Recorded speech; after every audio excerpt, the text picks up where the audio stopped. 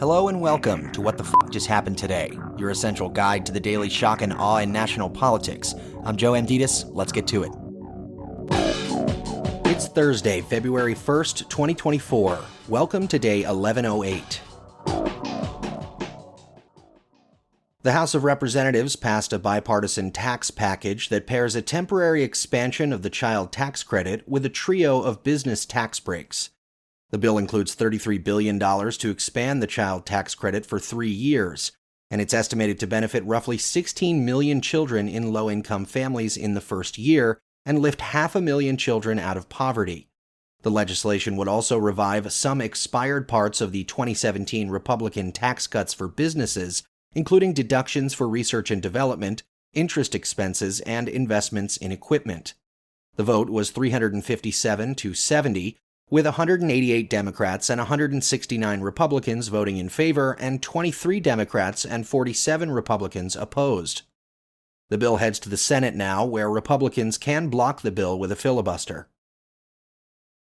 Meanwhile, Biden signed an executive order imposing new sanctions on 4 Israeli settlers involved in violent attacks against Palestinians in the occupied West Bank. At least 8 Palestinians, including a child, have been killed, and 115 more have been injured in the nearly 500 attacks by Israeli settlers since October 7th. The first round of sanctions blocks the settlers from using the U.S. financial system and bars American citizens from dealing with them.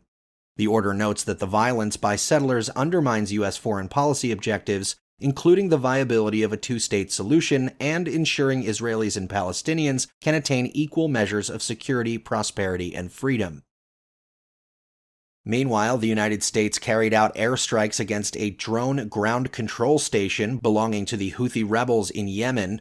U.S. officials also confirmed that plans have been approved for a series of bombing strikes over a number of days against targets inside Iraq and Syria in response to drone and rocket attacks against U.S. forces in the region.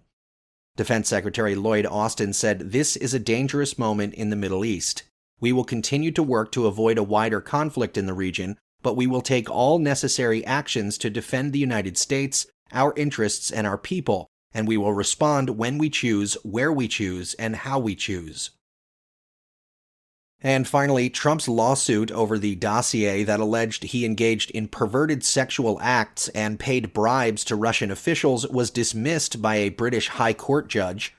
The judge said there are no compelling reasons to allow the claim to proceed to trial, because Trump had chosen to allow many years to elapse without any attempt to vindicate his reputation in this jurisdiction since he was first made aware of the dossier in January 2017.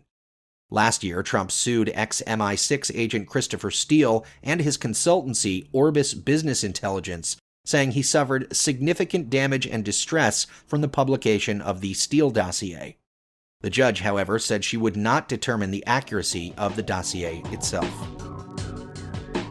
That's all for now. You can find the links and sources for all of these stories on the main website. And as always, visit whatthefjusthappenedtoday.com for the latest news and headlines.